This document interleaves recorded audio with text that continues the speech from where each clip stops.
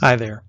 I'm Greg Kaiser, and today we're going to be talking about exposure in photography, digital photography specifically, but exposure in general, and trying to demystify it and try to make you a little bit more comfortable with it. In other words, we're going to be bringing light into the darkness, which is essentially what exposure is. So one of the things that prompted me to want to do this is going on social media and looking at different beginner forums and that sort of thing. I always see this same question popping up. What settings do you use? These are the specifics that always get asked. What ISO? What color temperature? What was that shutter speed? What was the aperture? Did you use autofocus? Was this in manual mode? And usually I'm picturing folks looking at a camera much like my daughter here, completely in bewilderment, and they don't realize that the questions, while they want to know the answers, they're not actually going to provide the answers they're really after. So that's the whole point of this presentation. I want to provide the answers that are actually going to satisfy what you want to know, not those questions. So my goals for this class are fairly simple, and I want to provide a basic understanding of how the camera sees light so that you understand how a camera translates that. And I want to familiarize the student with the different shooting modes, the different ways in which the camera does capture an image. Also want to let you know what the exposure triangle is all about. We've all heard of the exposure triangle. Hopefully I'm going to kind of simplify it and make it a little bit easier to understand and definitely easier to work with.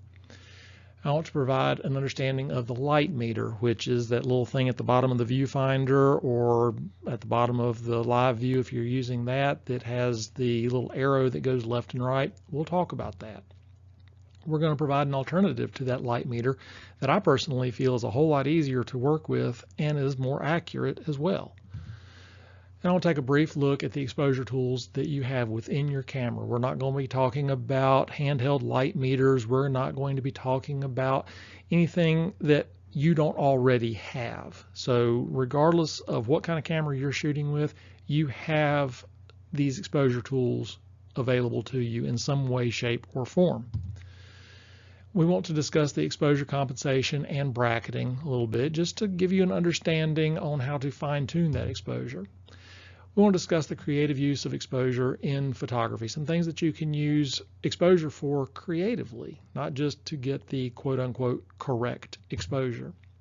But mainly I want to take the mystery out of the exposure so you can have fun with your camera.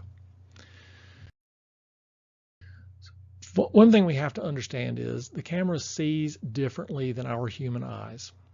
This is a picture that's very similar to what we would see if we were out walking in the woods and we happened to look over and the sun was low in the sky.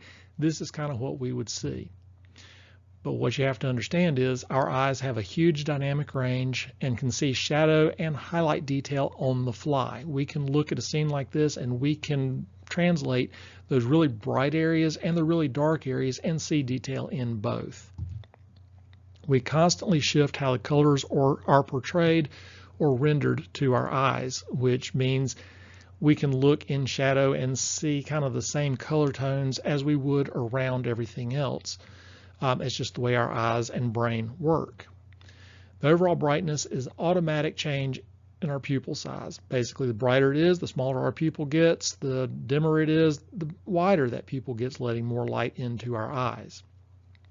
The camera, on the other hand, sees something more like this. As you see, there's a higher contrast due to the limited dynamic range of a camera.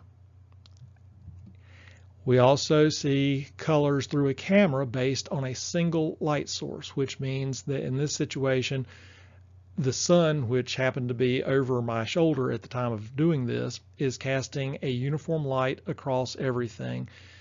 The sky looks kind of bluish. The shadows are very blue. And this is not really what my eyes were picking up, because my eyes saw the color in the sky, at least enough to say, hey, look, there's going to be a picture here. The overall brightness of a scene is determined by a number of physical changes in the camera, either automatically or manually selected by you, the user. And we're going to talk about that. We're going to talk about how to achieve that correct brightness. We're going to talk about how to get the right colors and that sort of thing. That's the whole purpose of this presentation. So what's your job as the photographer? Well, quite simply, it's to take a picture. Okay, I'll give you that one.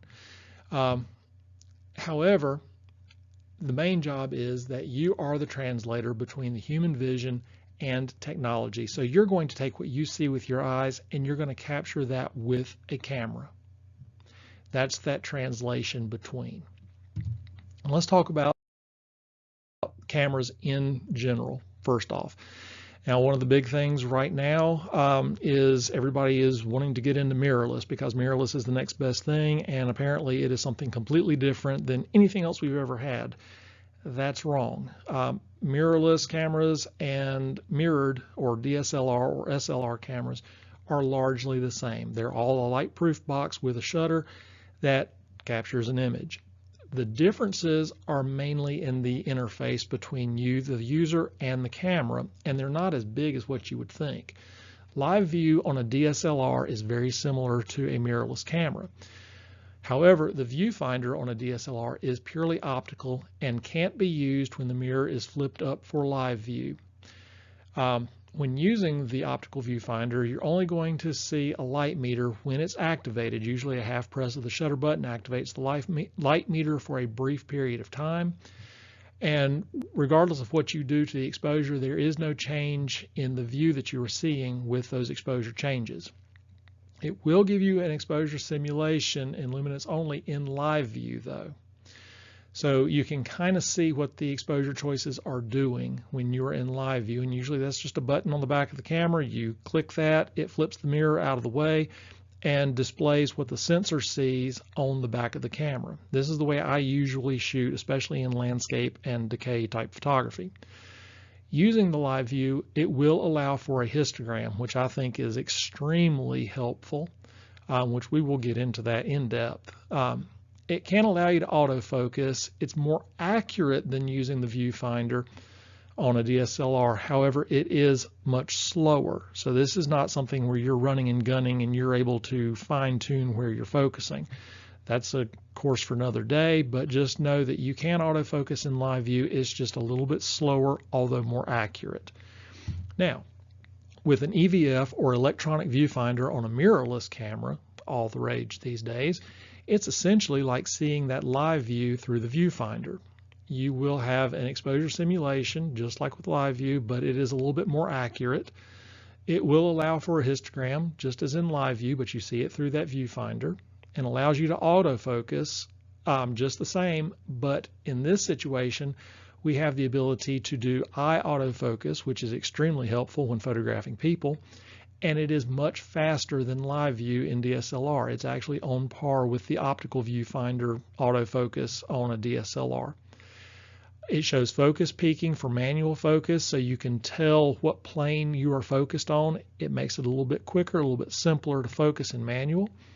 It does show highlight clipping, so you can see on some models, Sony primarily, I think, Nikon may, Canon does not, but it'll show highlight clipping, and that's areas where you are actually going beyond what the sensor can capture in the highlight area, and this is important. We'll get into that. These mirrorless cameras will have various blackout times depending on the model, and basically what that means is after each time you take a picture, you may experience a little bit of missing picture until that camera cycles and goes into the next frame. On the higher end stuff and newer, it's not even noticeable, so don't get concerned about that.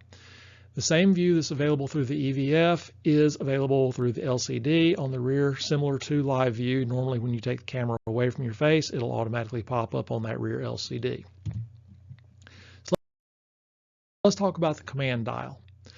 And they're all a little bit different. This is actually from an old 40D Canon that I originally shot with, but every camera has some kind of control dial. It may be through a menu option, it may be a physical dial, it may be a soft touch dial. But let's talk about what these main things are. Number one, we have that green box and that's the full auto mode. Basically, it's making your camera act like your cell phone. All decisions are made by the camera based on its determination of the scene. This is not what we want to use because cameras are dumb. We can think better than a camera can. So if you want to step out of auto, I would recommend going into a program mode, and this is available on some camera models. It's very closely related to auto, but it does give you control over things like the flash, the white balance, the ISO, and depth of field through the program shift. It's not a fantastic option, but at least it lets you have a little bit of creative control, and it is a good beginner setting. The TV, or in some cases S, Canon likes to do it as T for time, but most of them do as shutter for S. It lets you see the shutter speed, and the camera decides the best aperture for the conditions. So basically, you set the shutter speed that's important to you, the camera determines everything else, and this is very useful for action shots on the fly. The other end of that is the aperture priority, AV or A, on that dial, and it lets you see lets you set the aperture, and the camera decides the best shutter speed for the conditions. Kind of the opposite from the shutter priority, but this is very useful for landscapes and portraiture when depth of field is usually the paramount concern, shutter speed is usually secondary. Hence the priority modes. And I've got those highlighted in green because I would really like to see you shooting with at least the aperture priority or shutter priority when we're done with this, so you can take that creative control. Manual is the last one on here, straight M for simplicity. This is where you set everything and choose the exposure triangle for yourself and the situation. And this is best for maintaining complete creative control. It's also the slowest option, but the most precise. It allows for consistent exposures over many frames. And bulb mode is also available here, and it's along the same lines. However, it will allow for exposures longer than 30 seconds. So if you want to do a minute long or a 10-minute long or an hour long exposure, then that's what you would use. It's bulb mode. It's found within manual, or it is set up on this dial as B for bulb. So going back and explaining the auto modes, full auto is, like I said, camera's going to do everything for you. It sets the white balance, the ISO or ISO. There's a debate on which is proper. I will transition between both of them, so don't mind me. Shutter speed, aperture, and whether or not the flash fires. Exposure is based on what the scene mode is that you're in. So if you're in an action scene mode, that's going to give you a faster shutter speed. If you're in landscape, it's going to give you more depth of field. But again, it's on what the camera thinks is appropriate based on this. The camera has no brain. Again, the camera is stupid. I don't care if you spent $100 on your camera or $16,000 on your camera. It is stupid. It has no brain. You are the one with the brain. You are the one operating this camera. Program mode. This is kind of that hybrid mode. Gets a little bit more of the decisions into the photographer's hands, where you can set the ISO or ISO. You can set the white balance. The camera will still determine the aperture and the shutter speeds, and you can shift the exposure values while maintaining proper exposure, and we'll talk about proper exposure here later, but you can shift the shutter and aperture to kind of suit your vision within reason. You can also choose whether or not the flash fires if you do have a pop-up flash on your particular camera. And this is a very cumbersome one. It's not very precise, and like I said, it's a good way to get introduced to the exposure triangle, but don't stay here long. There are always limitations in what the camera is capable of capturing depending on the lighting, and even with these modes, it may still get stumped and not know what to do, and that's where you are going to have to come in. So let's talk about these priority modes. The aperture priority mode, AV or A, depending on your camera, it allows you to set the aperture, and that's the primary goal here. You set the aperture that works for you. We'll talk about what the aperture does here in a little bit. This will remain constant through every exposure, so no matter where you point the camera, whatever kind of lighting, that aperture is going to remain the same. The camera will adjust the shutter speed to maintain that correct exposure. This is also a good time to use auto ISO for hand holding. We'll talk about that later. Exposure compensation can be used to adjust the overall exposure. And it is useful for landscape and portraiture where depth of field is most important out of everything. We're not as concerned with motion in either of those, although there are times when we are. We'll talk about those later. The shutter priority mode, TV for Canon, S for pretty much everybody else in the free world, it allows you to set that shutter speed as a paramount concern. And this will remain constant through every exposure, no matter where you're pointing the camera, it will maintain that shutter speed. The camera will adjust the aperture to maintain that correct exposure, and auto ISO will compensate if needed, so keep that in mind. Exposure compensation can be used to adjust the overall exposure. This is one of the important things with both of these priority modes. You do have the exposure compensation, which we'll talk about, and it is useful for photographing action. And there are still limitations here. I mean, there are just times when a camera is not going to be able to capture something in certain lighting conditions. You are still able to lock in what is most important to your vision. Okay, manual mode. This is the one where you have control over everything. White balance, whether the flash fires, ISO, aperture, shutter speed. You will have to find your own baseline exposure based on the meter or histogram. And I'm going to tell you how to do that when we get a little bit further into this. Once you set that exposure, it is locked regardless of where you point the camera. Again, you can point it anywhere. However, it's not going to change anything. So if you set it up for something that's really bright and you move to a darker scene, the exposure is going to be wrong. So keep that in mind. It's not going to automatically correct based on where you're shooting. It's going to keep everything the same. You don't have to worry with exposure compensation because you actually adjust one of the three values until you arrive at your correct exposure. Not what the camera suggests is the correct exposure, but what you feel is the correct exposure. This is the slowest option, but it is the most precise and will allow for uniform exposures across a range of situations. You have access to bulb mode within the manual mode, which will allow for indefinite shutter speeds, which is very handy for very long exposures. Let's talk about these control wheels real quick. And we're going to get through the introduction and get into some meat and potatoes here very soon. But most cameras are going to come with at least one control wheel, which is usually in front of or directly behind the shutter button. It's going to be positioned like this. Nikons are great for putting it right in front of the shutter button. Canon usually puts it on the thing.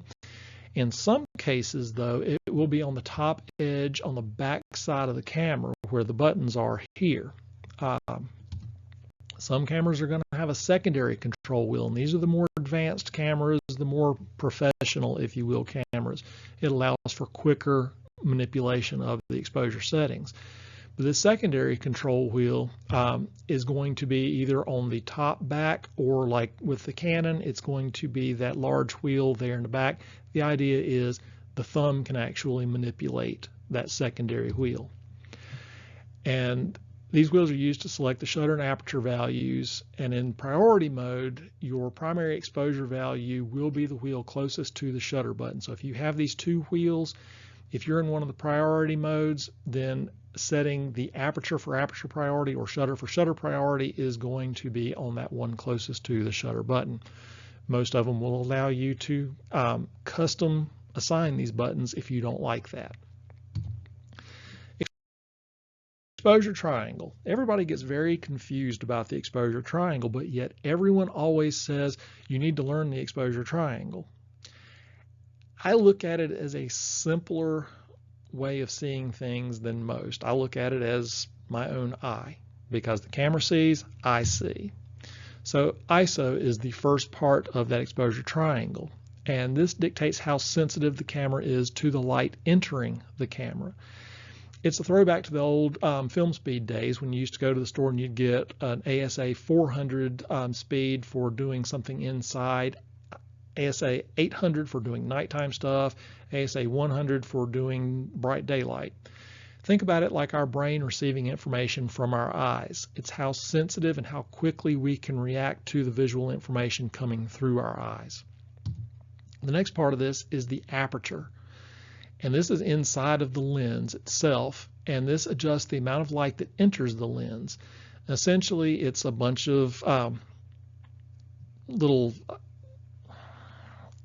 it's an iris basically that closes in and just makes more light or less light available through that lens. And think about it like the iris of the eye. As it opens up, more light comes in. As it closes down, less light comes in. And this also controls depth of field, which is the creative aspect of aperture. So keep that in mind. Each one of these has some creative benefit, with the exception of ISO, which kind of does, but not really. The last one is shutter speed. And this adjusts how long the sensor is exposed to the light. So it's kind of like the eyelids. The longer that the eyelids are open, the more light you can take in. If you close them quickly, hopefully you have a really quick brain and you can remember what all you saw and explore it by memory. So that's where the ISO comes in. But think about it like the eyelids, and it's how motion is represented in the image. The longer the eyelid stays open, the more motion you see. As you move your hand in front of your eyes with your eyes open, you see the hand from right to left or left to right in its entirety. However, if you have your eyes closed, you move your hand in front, you open your eyelids for just a split second and close it, you freeze that hand in time. That's what the shutter speed does.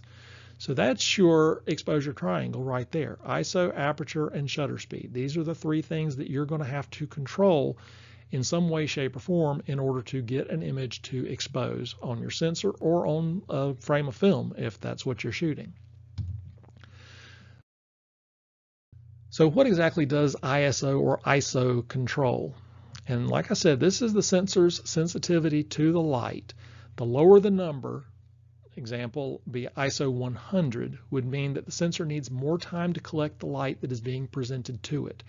A higher number, i.e. ISO 3200, means less time is needed as the sensor has been made more sensitive to light. This is limited by the camera manufacturer and sensor design. These numbers are getting higher and higher as technology gets better and better. It does, however, come with a trade-off. The higher your ISO value, the more noise can be introduced into your image. And by noise, I'm talking about this grainy stuff. And if you look up here, especially in the darker areas, you see how it looks almost, it's not pixelated, but you see all that little fine grain. So that's this digital noise that I'm talking about. And that noise can soften the image quality, and it detracts from the color saturation in some extreme cases. It is more visible in areas of poor lighting, such as in the shadow areas of this waterfall. And these are both 100% crops, so these are not like the full image. This is just showing you the areas. But it is more visible in darker areas, and you can see on the wet rock there where you get kind of the green and red splotches. That's a lot of digital noise that has been brought up. And you have to think about it like volume control, honestly. The louder you crank the volume, the higher that sensitivity goes. The more scratchy it sounds, the more pops, the more you lose that overall quality. So next time you're riding around in your car and you've got the radio blaring, think about that like ISO. The louder it gets, the more distorted things become. Software can correct it, which is good news, but it is at the expense of sharpness and detail. No matter what it is, whether it's AI, denoise, or whatever, what it's doing is it is softening the image. So keep that in mind. Yes, you can correct in post, but if you don't have to correct it, it's better to avoid these problems than it is to say, well, I'll just shoot it ISO 3200 and go home and run everything through denoise, because then you are countering the money that you've spent on good quality glass by softening the overall image. So let's talk about aperture and what it controls.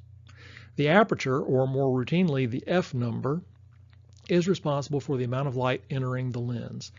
It is a circle of blades inside of the lens that close gradually as that F number increases, and this is limited by lens design. Most lenses will stop down to f22. However, a telephoto could go to f32 or f64.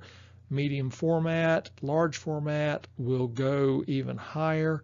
Some really super fast lenses will max out at f16 or f18, something along those lines. So there's a range that's available based on the lens that you're using.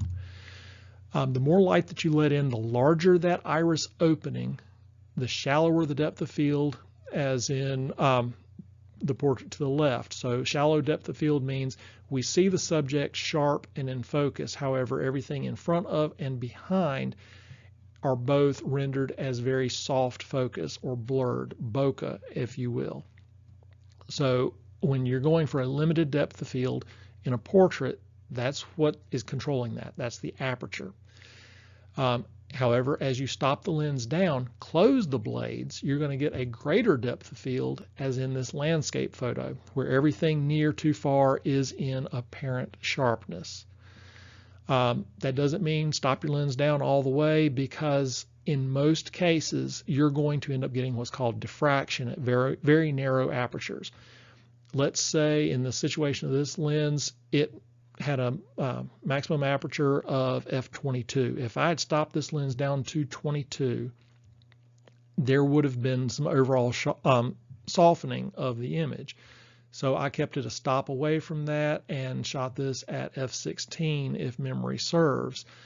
So that's a full stop away, and we'll talk about stops here in a minute, but you want to avoid that because, again, if you're spending money on a high quality lens, you want to make sure you get your money's worth and don't soften the results without really having to. To adapt to this, the amount of time that the shutter is open or the ISO will need to be adjusted. So the more light you let in versus the less light you let in is going to require one of those two or both of the other two exposure triangles to adapt to maintain the correct exposure. In aperture priority mode, the camera's automatically going to set the shutter speed for you to arrive at the correct exposure, so it does make it a little faster in the field. You can use aperture for great creative effect and help direct the eyes where to go. Much like this hood emblem on the DeSoto that I shot several years ago, I used a very limited depth of field, f2.8, which was wide open for that particular lens, just to keep focus on that hood ornament. Everything else was rendered as soft, which blew out the background, so I didn't have to worry about anything distracting from the attention of what I wanted. So what about shutter? Shutter is responsible for controlling the amount of time the sensor is exposed to light. And again, limited by camera bodies, most of them will go 30 seconds to 1/8,000th of a second. With bulb mode, you can go longer than 30 seconds to hours or till the battery dies. And in some situations, you might be able to get faster than 1/8,000th of a second.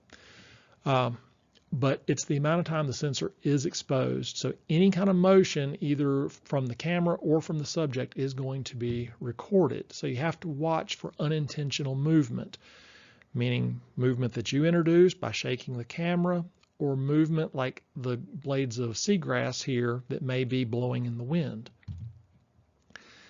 You want to take control over this, but you'll need to adjust the aperture and the ISO to counteract anything that you do with shutter speed. So as you speed it up, less light's coming in, you're going to have to allow more light somewhere else. So keep that in mind. Situation with this particular picture, it was very windy. I ended up having to boost the ISO up to 800 in order to keep my shutter speed fast enough to keep the blades of grass from blowing too much and blurring, while keeping a depth of field that kept everything sharp that I wanted sharp. Had I been using shutter priority mode, the camera would have adjusted the aperture for me, and it may have decreased the amount of depth of field that I really wanted. It would have made my lens go wide open, I'm sure, in these situations. But I took the control and took what I needed from the ISO, and we'll talk about that as far as the workflow in the field. But using the shutter control is a great tool for creativity in showing motion within a scene. Like here, I'm freezing it. However, I can also make a 3.2 second exposure and show motion like with this mountain stream out on Big Creek. We can go to, I think it was 3 minutes, 20 seconds, and we can start streaking the clouds, and we can make a lake that actually is getting some motion from wind, make it completely smooth. So by taking control over the shutter speed, we can do these kind of things. Now I've talked about auto ISO or auto ISO a couple of times, and essentially it is an auto mode within a different priority mode where you're taking control, but you're letting the camera adjust the ISO. Now, this has been something that just recently I have actually found value in. And I used to say, don't ever use auto ISO, and I was wrong. But auto ISO is very useful, and it will adjust the sensitivity on the fly in the priority modes, which is where I would recommend that you use it. You can control how this takes place, which I do highly recommend, and you can set up the criteria where it's going to do what it's going to do. So this is best used in aperture priority, AV or A, on your command dial. And by setting it up right, I'm talking about selecting the range for it to operate. Depending on your camera and your personal preferences, you may have a camera that only will give you usable images up to 800 ISO, in which case you want to set it up to operate from ISO 100 to 800. It may be that you have a more capable camera that's better at higher ISO, so ISO 100 to 6400 would be applicable. Select when the camera should adjust the ISO, and this is when that auto ISO kicks in. And for me, I like using 1/250th of a second as a threshold. Basically, that means that when the shutter speed starts to drop below 1/250th, that's when it will start boosting the ISO. So it's not boosting it prematurely. I don't want to be shooting at ISO 800 if I don't have to. So I'm telling the camera, don't move my ISO until I'm at this threshold. So 1/250th of a second is what I feel comfortable hand holding, and also for most motion that I'm going to have in front of my camera doing portraiture. That should freeze everything, and that's where I don't want to drop below. So when in aperture priority mode, you will select the aperture that you want to shoot, like f4. You'll set your ISO to auto, and it will default to the lowest ISO, which is usually 100, 200 if you're shooting Nikon. As you shoot, the camera will choose the shutter speed, and if it drops below 1/250th, it will boost the ISO to that minute to maintain that shutter speed as needed until it reaches the high value of 6400 or whatever you have set. After that, it's going to start getting to that exposure that it cannot make, and it's going to actually give you an incorrect exposure because it cannot, based on your criteria, do what it needs to do. However, for the most part, it will maintain the correct exposure for that situation. So what is the correct exposure, you may ask? It's not overly complex because the correct exposure is this. It's neither dark nor light. It's actually referred to as middle gray or 18% gray. So how is this correct exposure actually found within your camera?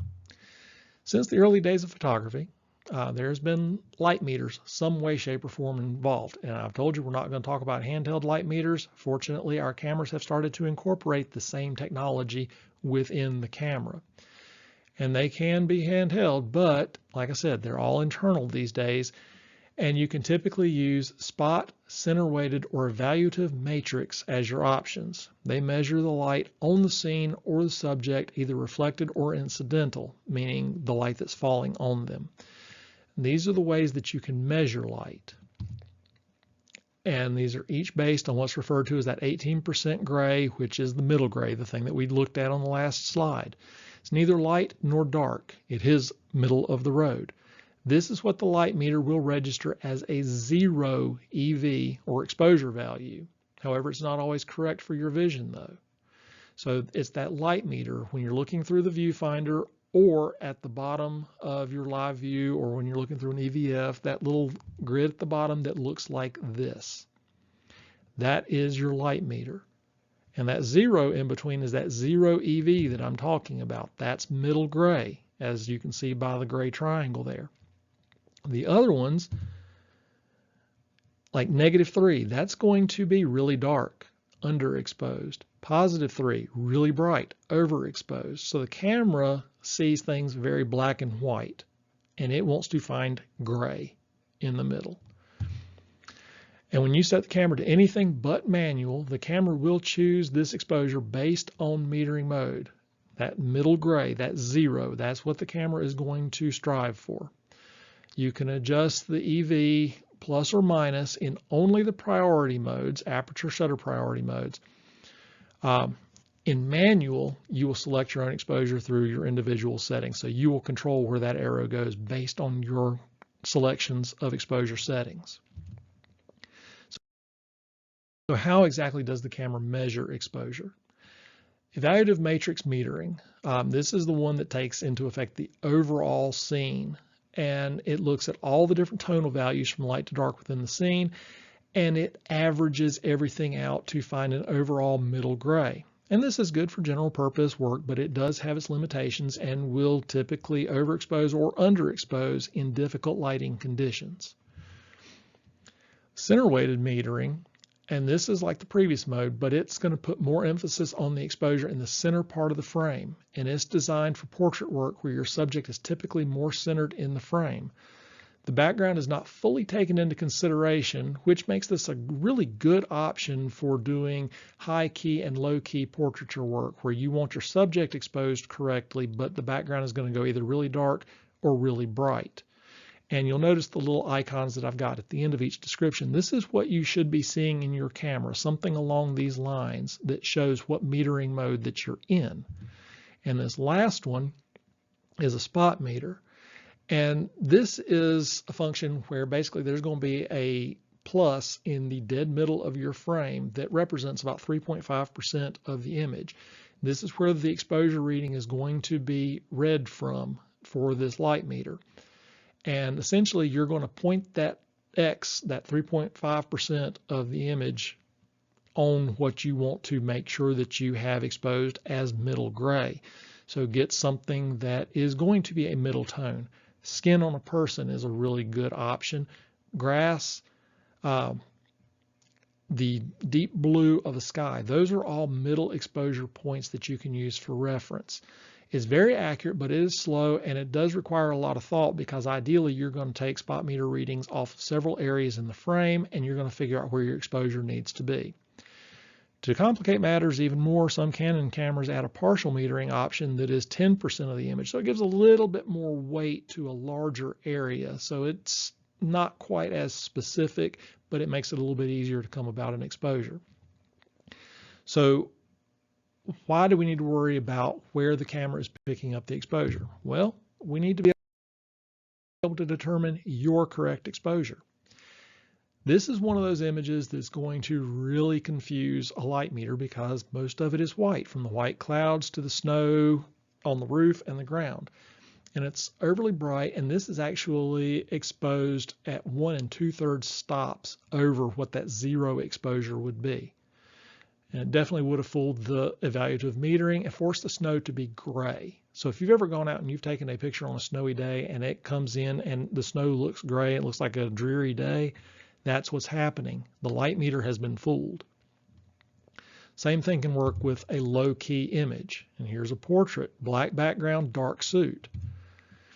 It's overly dark and exposed roughly 1 2/3 stops underexposed from what the camera would have thought. The evaluative metering would have definitely been fooled here and made the suit brighter, like a light blue, and the shirt would have lost all detail and would have been blown out, wouldn't have been able to see the buttons more than likely.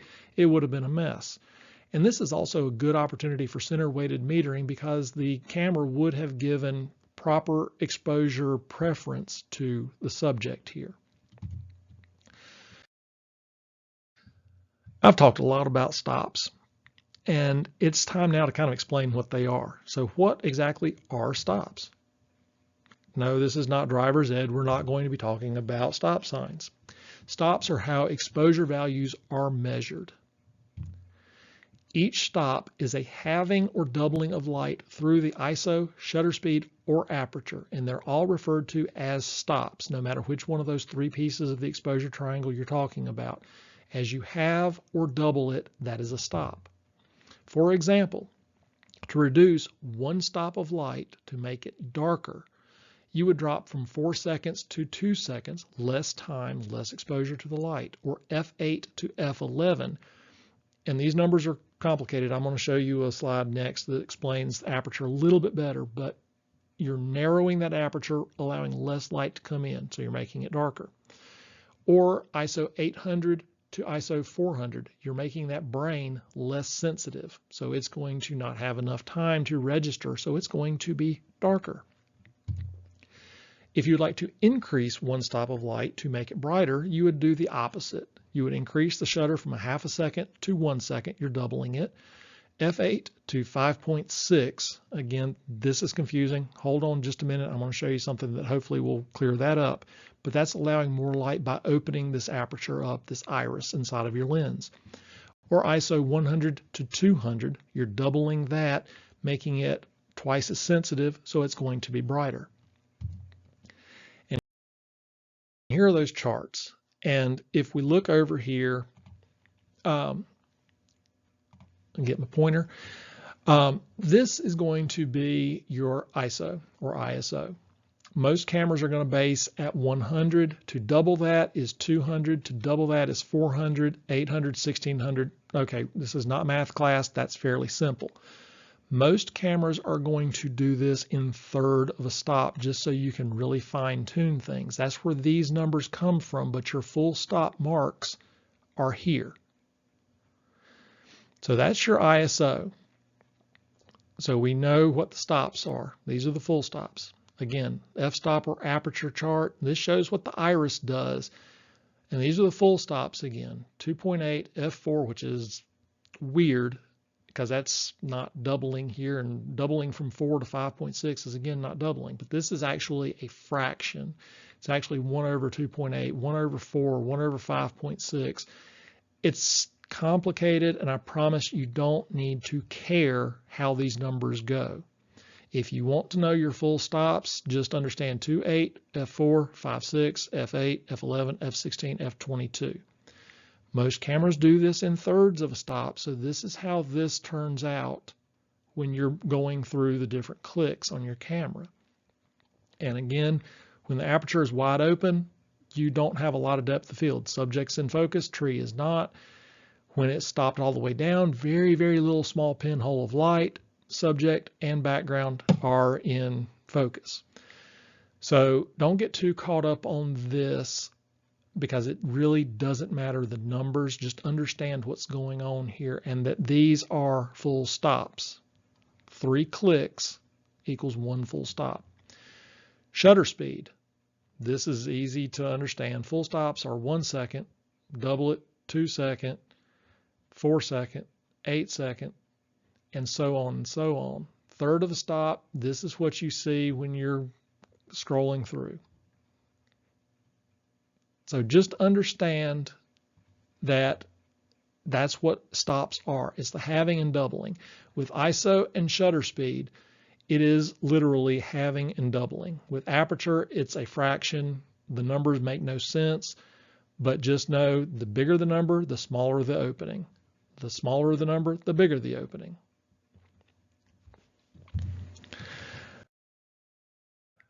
All right, now that I've confused you completely on the light meter and stops and all that stuff, we're going to simplify this because there is an alternative that we all have access to, or at least most should.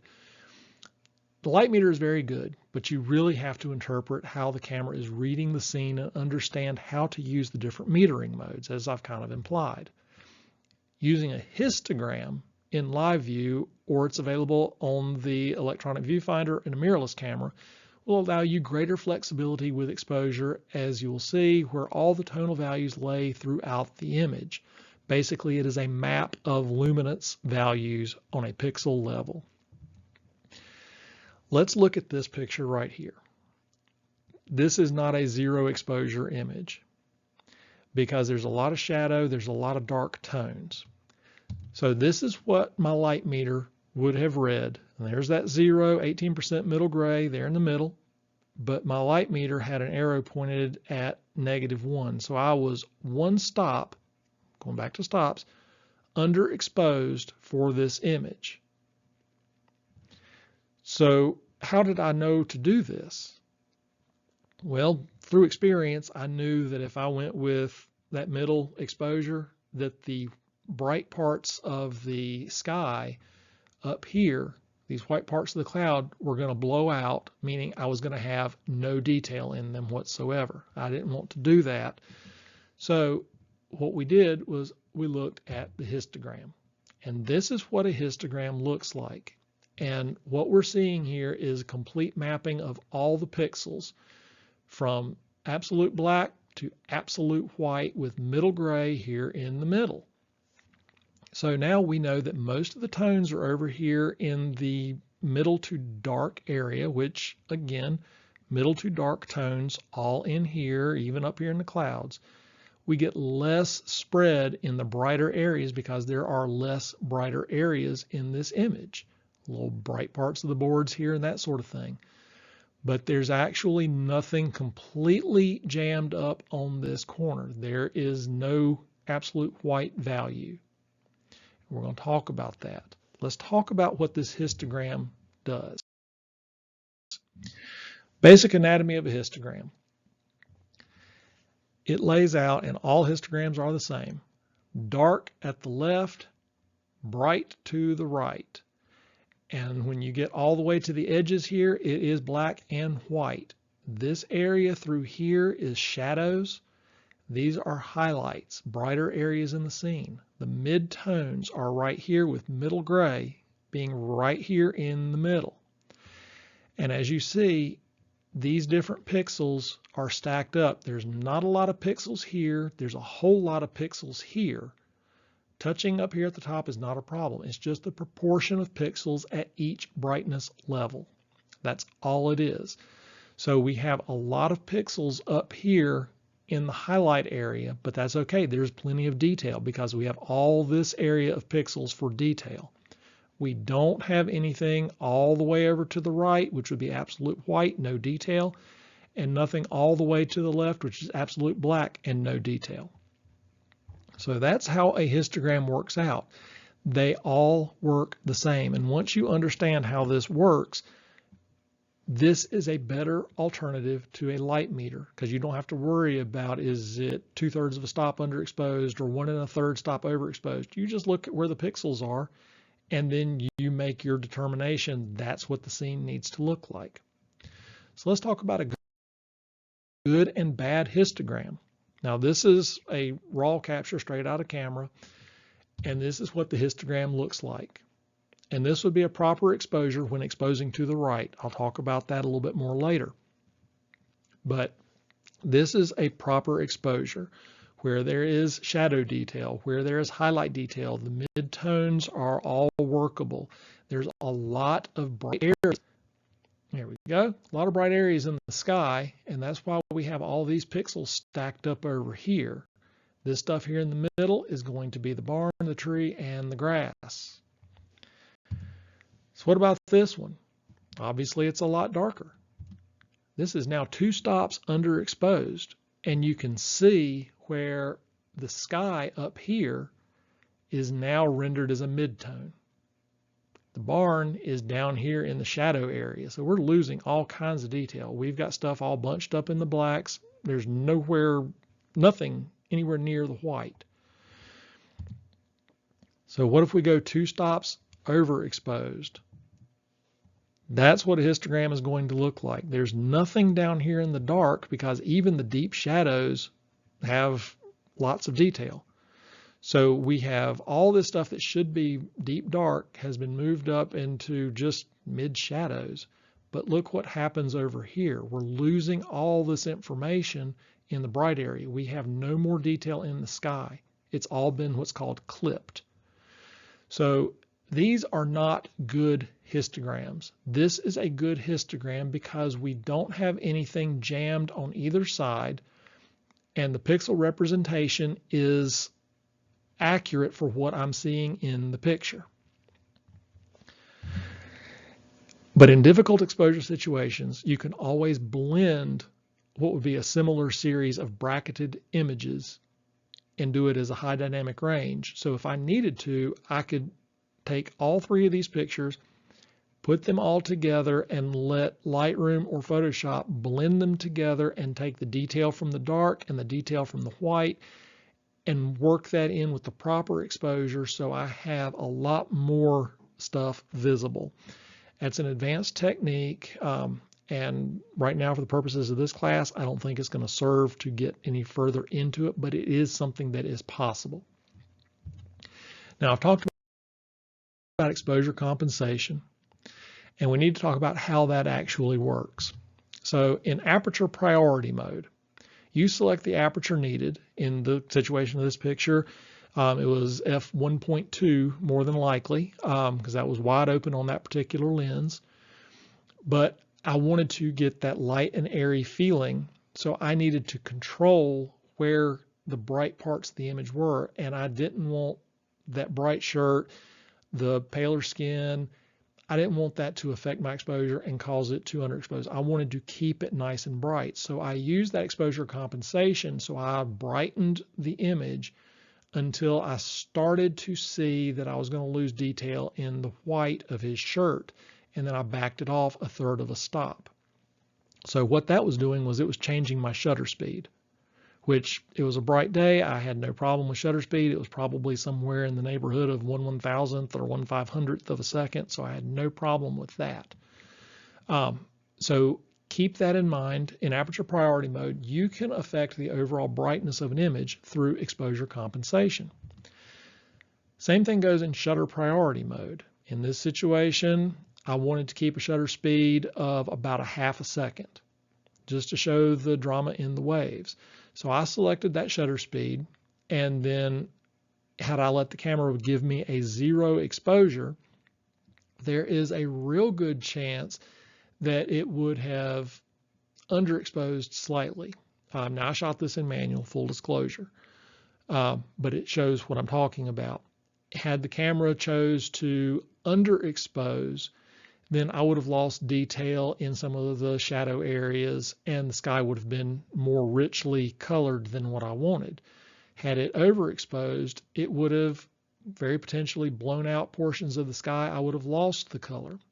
So by using exposure compensation in shutter priority mode, I keep that 1/2 second shutter speed that was important to me for the waves, and I made the overall brightness of the scene based on exposure compensation, where I kept that pale color that was still rich up in the sky and still kept my shadow detail. So that was the end result, and that was using, exposure compensation. Essentially, I did that through manual mode and adjusted the aperture and ISO to get what I needed. But that was that particular picture. I do not use shutter priority mode. I don't think I've ever used it. So I didn't have a picture to demonstrate, but that would be a case for when it would be used. So going back to the histogram, now that we kind of understand how we're doing things, and even if you're shooting in a priority mode, how you can change your creative vision through exposure compensation, let's talk about doing an image like this that's a high key image. It was a cloudy day, long exposure, and basically I didn't care to have the sky or the water in the shot. I just wanted those wooden pilings, whichever you want to call them. Here is the histogram for this, and let's look at what the histogram is showing us. And this is where this creativity comes in. The bright areas, of course, are going to be in the white, and they're, in this situation, blown out. I wanted no detail whatsoever. So these areas are absolutely blown out. The darker areas, there are no absolute blacks, but where the dark of the wood is right here in this mound. So that's telling you where that information is. So it's in the shadowed area, so you can tell about how bright it's going to render. That area of transition is where it tapers off of the highlights. So you can see where everything is.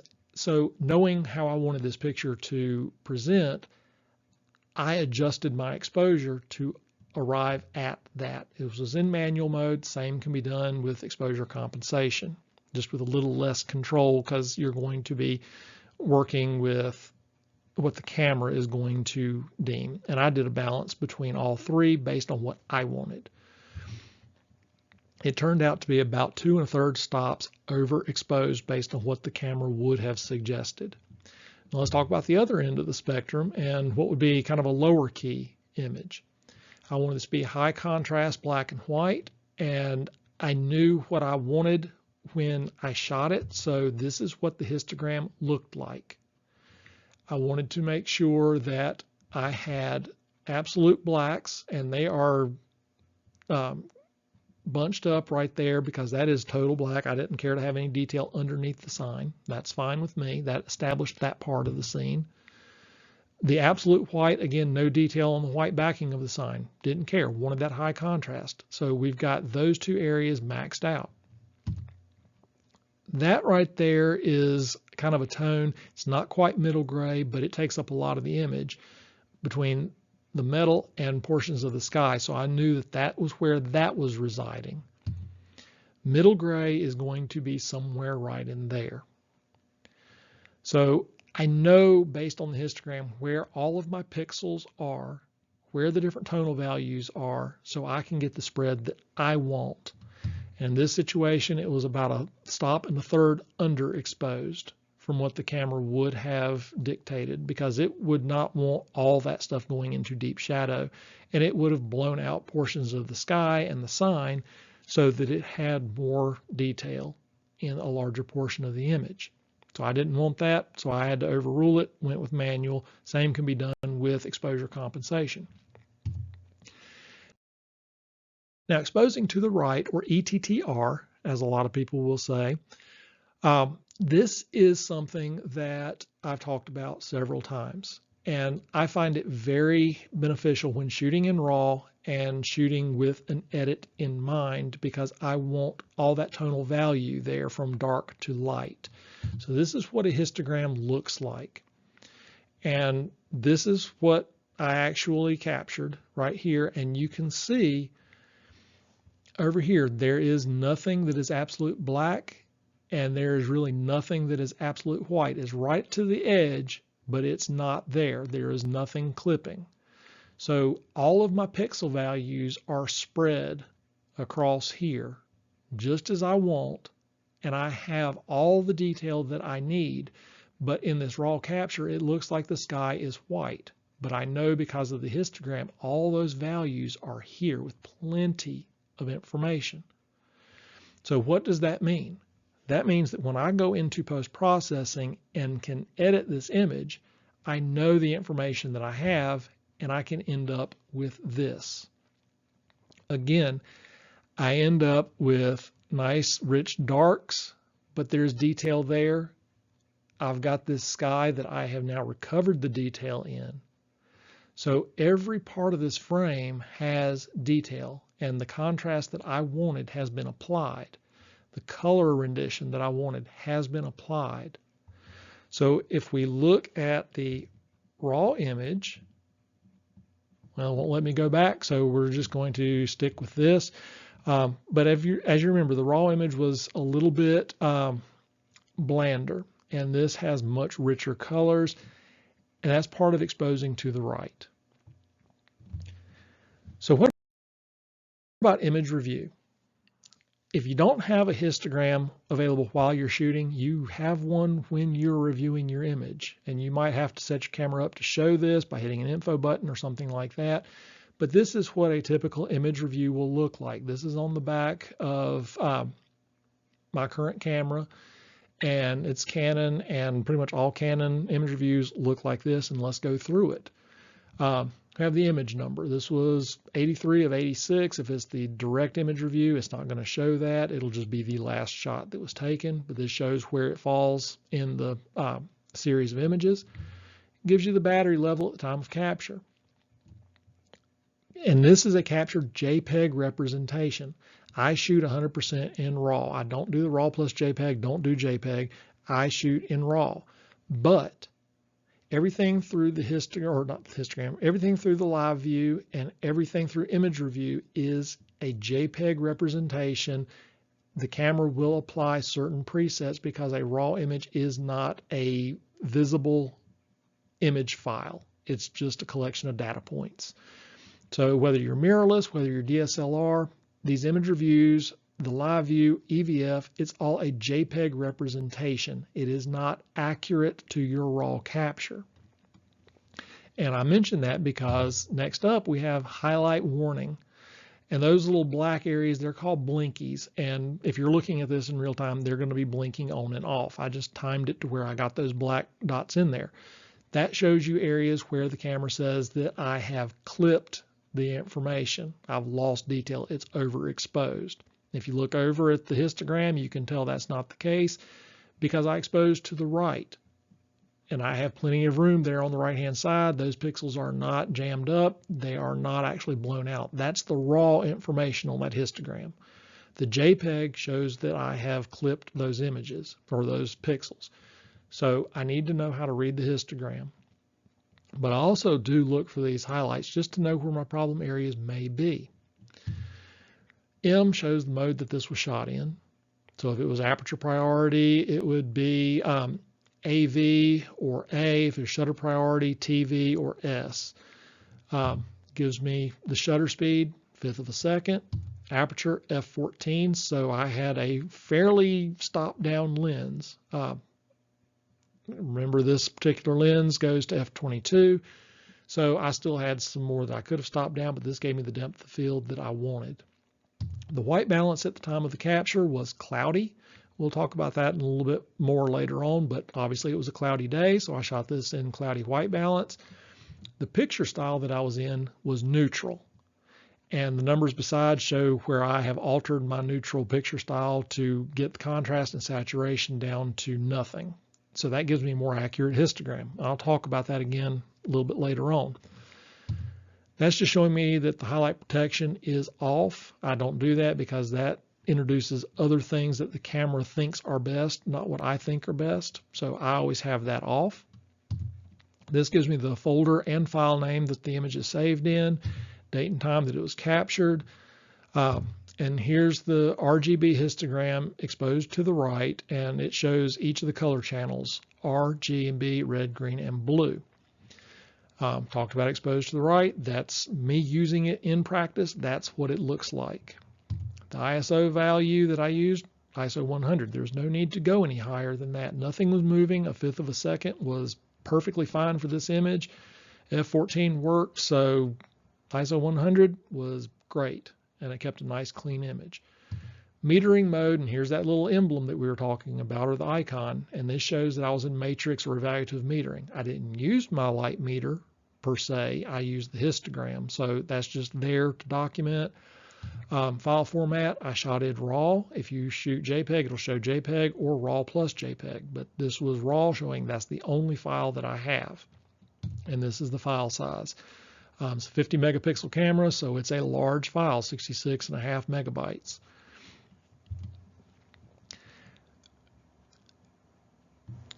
So just keep all that in mind.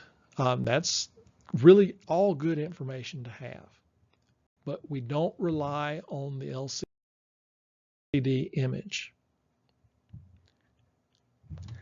The reason I say that is the LCD has its own independent brightness values. You can adjust the LCD on your camera to lighter or dimmer or auto, which is going to change depending on the ambient lighting, which if you're looking at that from an exposure standpoint, you're very likely going to get the wrong idea of the exposure based on what the camera is trying to show you so you can see things.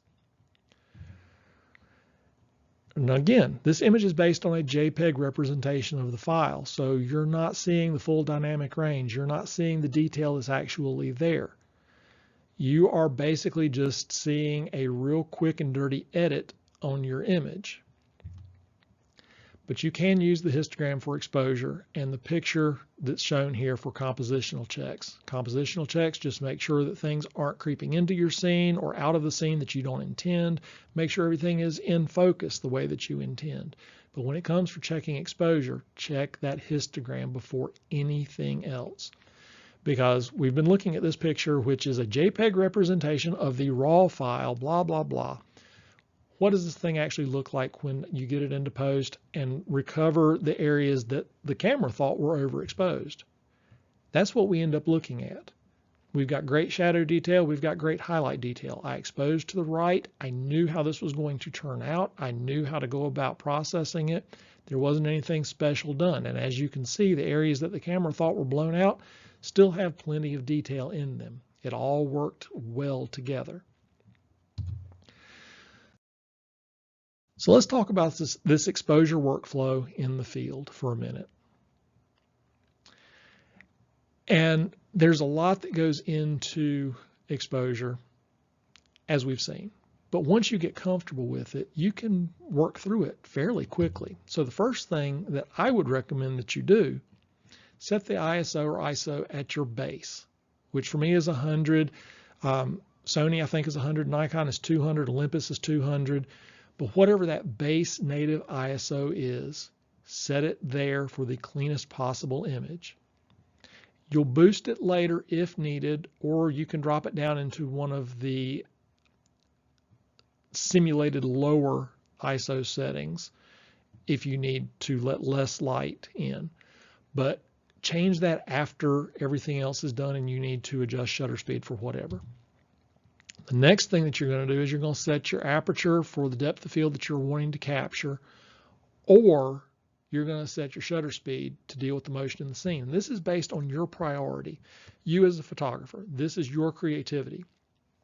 Is depth of field most important to you in terms of a landscape or a portrait, or is your shutter more important to you in terms of an action shot? You're photographing a race. You've got a runner that you're taking a picture of, maybe a car driving down the road, birds in flight. You're wanting to capture water in motion. Whatever your priority is, that's what you set after the ISO. Okay. Next, and this is easy, in either aperture priority or shutter priority, based on your priority, the camera's going to find that zero exposure for you. So you've already got everything kind of set.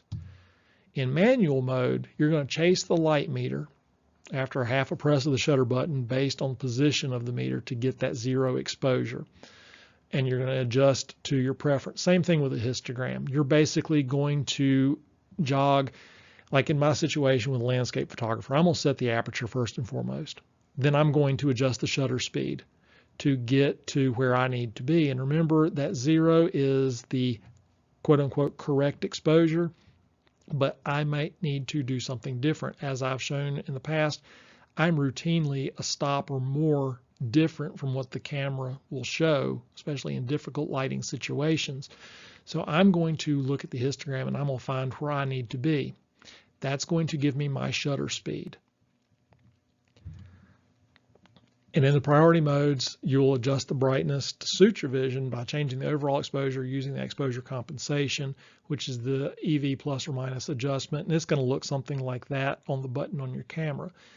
That is what I'm already doing in manual. When you're doing a priority mode, this is an extra step for you, I think. To me, it's more fluid in manual just to go ahead and once you get your ISO, your aperture, you find the shutter, you get it set where you want it, you've already compensated.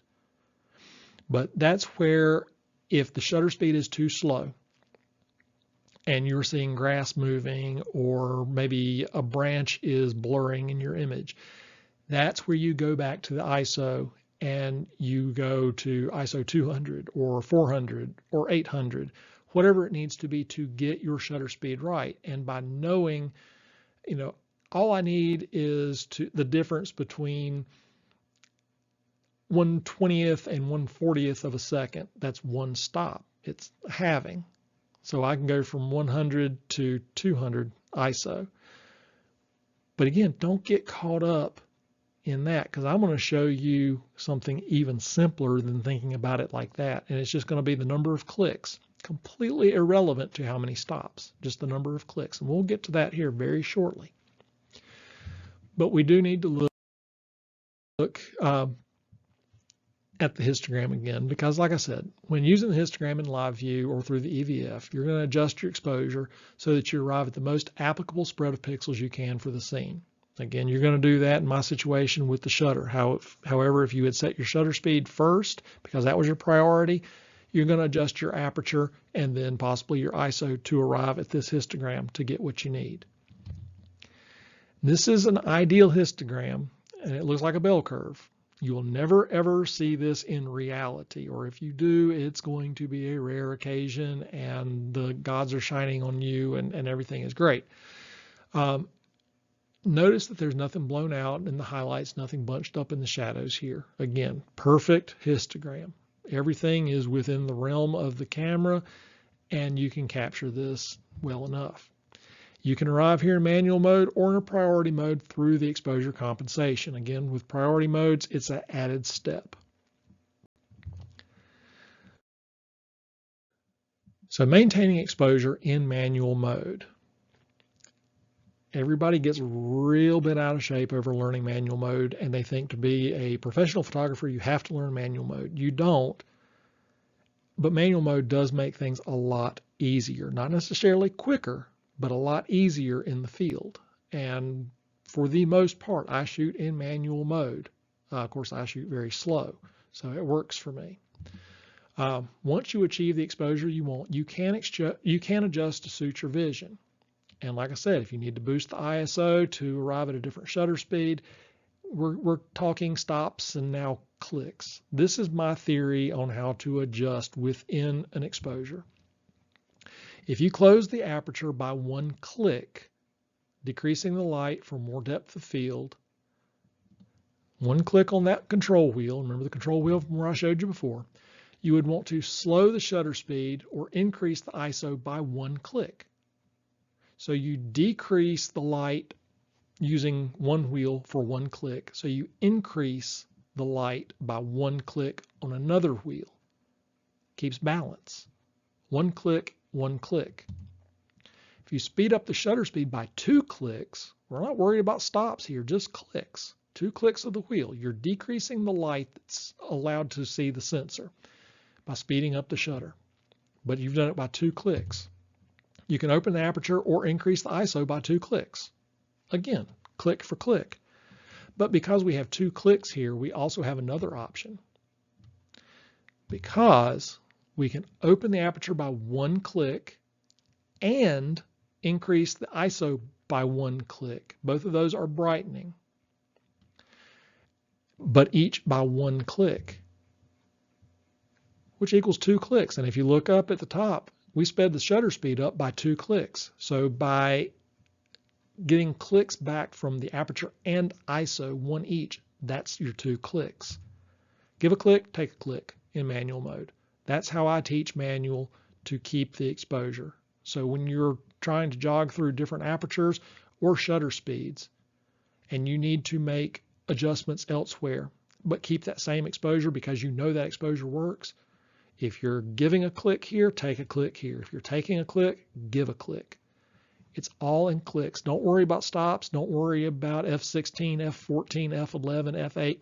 Don't worry about it. Give a click, take a click.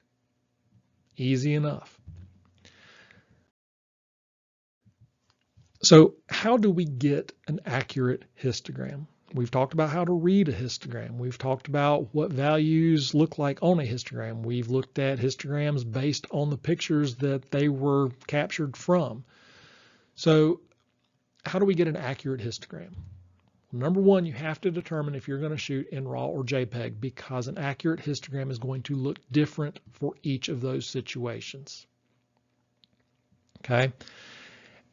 And the reason for that is with RAW, you have a lot of flexibility within that capture. With JPEG, the settings that you choose on your camera at the time of capture are hardwired to that image. All the other information is trashed. So you have to do a histogram for a final presentation, not for most information captured. So if you're shooting in RAW, set the picture style to natural or flat or neutral. And you saw that's how I had my camera set up. So what that does is it doesn't do any extra saturation, doesn't do any extra contrast, there's no extra sharpening. It is just a flat rendition, nothing special. It is designed for those that are going to do post-processing. Okay. I also go in and fine-tune that, because on these picture styles you can fine-tune the different things like contrast, saturation, sharpness, texture, things like that. So what I do is I reduce the contrast and saturation down as low as I can. So I've started out with a flat image. I've reduced all of the things that will make things pop, the saturation, the contrast, reduced all of it. Remember, these settings are not applied to the actual raw image, but they are used for the JPEG rendering in live view as well as in image playback. So when you are using a histogram in live view through an EVF, you are looking through this JPEG with picture styles applied. You are cheating yourself if you have a landscape picture style which has extra saturation, extra contrast, boost in colors, because you actually have a hotter histogram than you're actually capturing. And for one final thing, use depth of field preview button, which is usually somewhere around the lens. It may be a dedicated button, it may be one that you assign. Stop the lens down, meaning you close the lens down to the operating aperture, and you see if there's any changes based on that change in lighting. Without doing the depth of field preview button, the camera is going to estimate what that aperture is going to do, but we can take it one step forward and we can tell the camera what the actual aperture value is physically by closing that lens down and letting it get the amount of light in. So I have actually seen, and this has been something I've learned in the last couple of years through mentoring, that depth of field preview button will actually allow you to get up to 2/3 of a stop more in certain lighting conditions. And it will also show you where you might be clipping highlights that you aren't seeing. So it can work either way. So if I'm in a difficult situation with lighting, I'll use that depth of field preview button, press it real quick, look and see what the histogram does, and see where that right side is, again, trying to expose to the right. So those are the steps to get a most accurate histogram when shooting RAW. If you shoot JPEG, and there's nothing wrong with that, but know that everything that you have is going to be assigned to that picture based on what you're seeing in the camera, and everything else is going to be thrown away, which makes changing things a lot more difficult in post. But you still want to set the picture style and the white balance to what best suits what you're doing. So you want to make sure that everything that you have set on your camera is applicable to the scene that you're capturing. And the picture style is going to be locked in the final image with any other data discarded. Always remember that with JPEG. But in either case, I want you to set an accurate white balance, as that will affect the RGB luminance values in the histogram. This is one of those other little things to keep in mind. It works for RAW. Again, that white balance is not permanently assigned, but it does show for the JPEG representation. In a JPEG capture, that white balance is hardwired into that final image file. So by setting that white balance one way or the other, if it's wrong, it's going to give you an inaccurate histogram, because it could be more blues in the scene than really are there, or more reds in the scene that are really there. So by getting a nice neutral white balance, or one that works for what you're shooting, give you the most accurate histogram, both in RAW and in JPEG. Setting your white balance, and this is kind of exposure adjacent, and that's why I want to include that in with this presentation. Auto white balance is going to allow the camera to decide what the proper colors are for the scene. This is based on how the camera reads the scene and is looking for something that is neutral. Just like that 18% middle gray for exposure, auto white balance is going to balance the colors so that it is neutral and, in the camera's terms, accurate. And it does a pretty decent job. I'll go ahead and say modern cameras, auto white balance is decent. It's not consistent and it's not always accurate, which can give a slightly skewed histogram if you're using auto white balance. I recommend actually setting the white balance for the situation that you're in. For daylight, and sun's out, clear sky, and you're shooting in open light, use daylight white balance. And again, pay attention. Clear skies, sun's out, and your subject's in full light, being bathed by the light of the sun. Use cloudy for, cloudy days. And it's going to add a bit of warmth to the scene just to give those colors a little bit more life, because otherwise, if you stay with daylight, it's going to be an overly blue scene and it's not going to look right. Again, it's going to shift the histogram because you're going to see more blue pixels than are actually there. Shade. This is on that daylight type day when the sky's clear, the sun's out. However, your subject is in the shadows. Because when your subject's in the shadows, they are actually picking up the reflected light from the sky, that blue sky, and that's going to give them a very, very blue tone. So a lot of warmth is added into the white balance when you shoot in shade white balance. And these are the three that I use most commonly, especially in landscape and decay work. There's also specific lighting options that you can use to nullify different color casts from different interior bulbs like incandescent, tungsten, fluorescence, and it'll also balance the colors based on if you're using off-camera flash. So keep those in mind, and those all vary from manufacturer to manufacturer, but go through and find the white balance that works best for your scene based on the lighting that you are in at that time. And that will make sure that things stay accurate on the histogram, and if you're shooting JPEG, it's going to give you the best color and most consistent color between frames. You can also do a custom white balance setting where you can actually dial in a specific temperature and even tint for what you want from the scene. And you can see the effect in the live view or through the EVF, so you can see what the colors are doing. Anytime you change a white balance, you see this in real time, either in live view or through the EVF. So this is how to set your white balance for the correct way of doing it. But there's a creative way that may not be quote unquote correct. There's a creative use of white balance. And this is where setting the correct white balance for a scene will help the colors render accurately, but you can easily change that mood in the scene with your choices. And changing mood is something that we always want to make sure we have control over. You can impart a cold and chilly tone to an image by cooling the white balance, making things bluer. By setting this on a daylight white balance on a cloudy, rainy, misty, foggy day, where really shade would have almost been more applicable to give it a little bit of warmth, because there was like no warmth in the scene at all. But I wanted to go ahead and amplify that even more. So I set a daylight white balance for this to give it that very cold, chilly blue look. You can also add warmth to a scene by going with a cloudy or shade white balance setting on a normally lit day.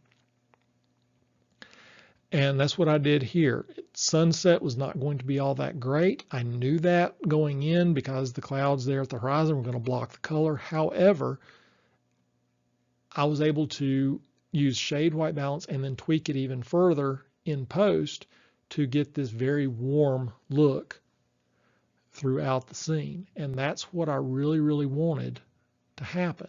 And I think it suited the situation quite nicely. And you will have that full range of adjustments in post when you shoot in RAW. When you shoot JPEG, you're only going to be able to kind of skirt where you were originally.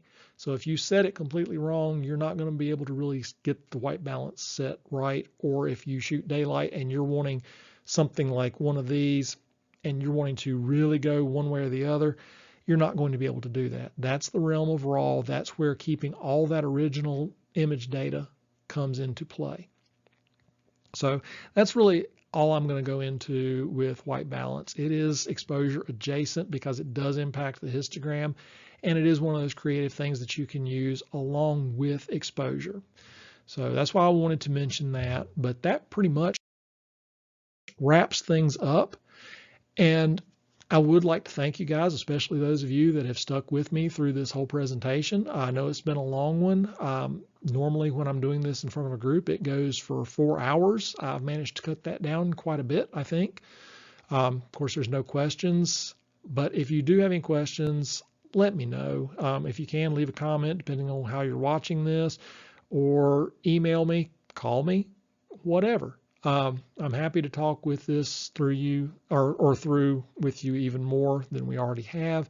This is meant as an introductory type deep dive, if you will. I've exposed you to a lot of different things. It's all going to be up to practice on your part at this point. Go out there, get used to using the light meter, get used to using the histogram. Understand where you need to use correct exposure, correct in quotes, and then what your correct exposure may be if the two don't jive. So keep that in mind. And thank you so much for joining me, and I appreciate it, and hopefully we'll do more of these in the future. Bye-bye now.